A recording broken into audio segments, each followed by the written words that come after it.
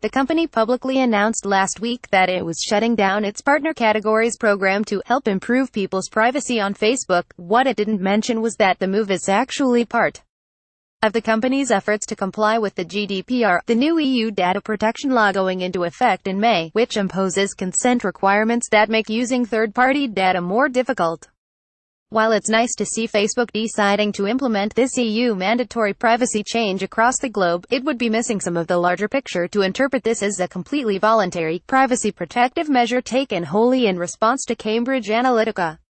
Beyond the stark fact of legal compliance, this isn't even a move that is likely to affect Facebook's bottom line. The company may actually stand to benefit from this, in terms of boosted profits and solidified market dominance.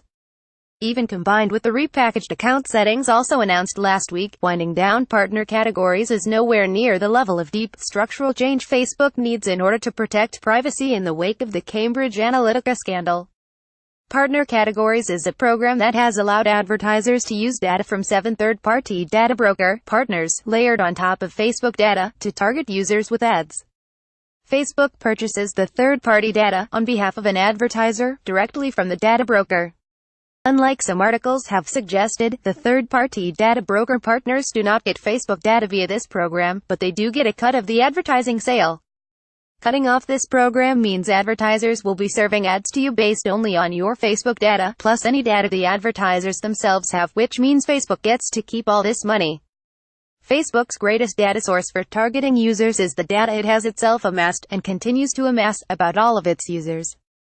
Websites like Facebook now have so much data about users that they are able to help advertisers reach the exact sliver of the population needed to effectively manipulate our opinions, whether about politics or consumer goods. And as an anonymous Facebook director told Marketing Land, while third parties have historically had the most chopper in market behavioral data, Facebook has been catching up. As Facebook's ability to track users across the web continues to grow via the proliferation of tools like Facebook Login and Facebook Pixel, a back-end plugin that allows websites to track users and measure ad performance, Facebook can make even more accurate inferences about users. Even though Facebook will soon stop using third-party data to service ads, the fact remains that it is collecting more data about us than ever.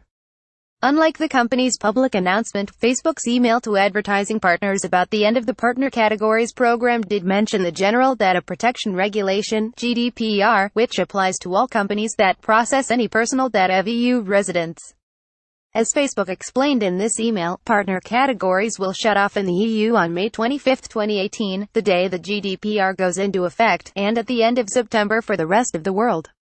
Companies doing business in Europe have been slow to adapt to the GDPR's requirements, and until EU regulators start acting in earnest to deal with violations, no one knows exactly how it will be enforced. At this point, experts say that after the GDPR goes into effect, companies won't be able to rely on most existing third-party data collected on EU residents, because that data won't meet the law's stringent consent requirements. And the law's consent rules will make the use of third-party data much more complicated going forward. The GDPR requires consent from EU residents that is explicit, informed, freely given, and verifiable prior to the collection, correlation, and use of their data, and it has no grandfather provision allowing for the use of third-party data collected without GDPR-level consent prior to May 2018. Facebook does not technically have to get rid of the program for the rest of the globe, but having one global policy certainly helps simplify compliance with the GDPR's complicated rules for the use of third-party data, in addition to likely benefiting the company financially and solidifying its place at the top of the advertising market. Facebook has big incentives to not mess this up. Fines for GDPR violations can reach 4% of a company's global revenue. For Facebook, with a reported annual revenue of $40 billion, that means fines of up to $1.6 billion. And regulators have made it clear that they intend to go after high-profile violators. The GDPR goes into effect next month, and Facebook says it has been preparing for it for nearly 2 years, supported by the largest cross-functional team in Facebook's history. It seems absurd to imagine that the company had not yet started planning how it would address use of non-GDPR compliant third-party data via its partner categories program. This change, or at least aspects of it, was almost certainly already in the works before Cambridge Analytica hit headlines. Last week was just a particularly handy time to tell everyone about it, now that Facebook desperately needs to regain people's trust. Don't get us wrong, data brokers are creepy. We have been critical of Facebook's decision to serve turbocharged targeted ads based on data from data brokers from the start. Now that the GDPR is blocking use of existing third-party data and imposing new rules for the use of any third-party data going forward, Facebook is finally cutting off their partner categories program. That's great, but that doesn't mean the company should act as if this had nothing to do with the GDPR or their bottom line.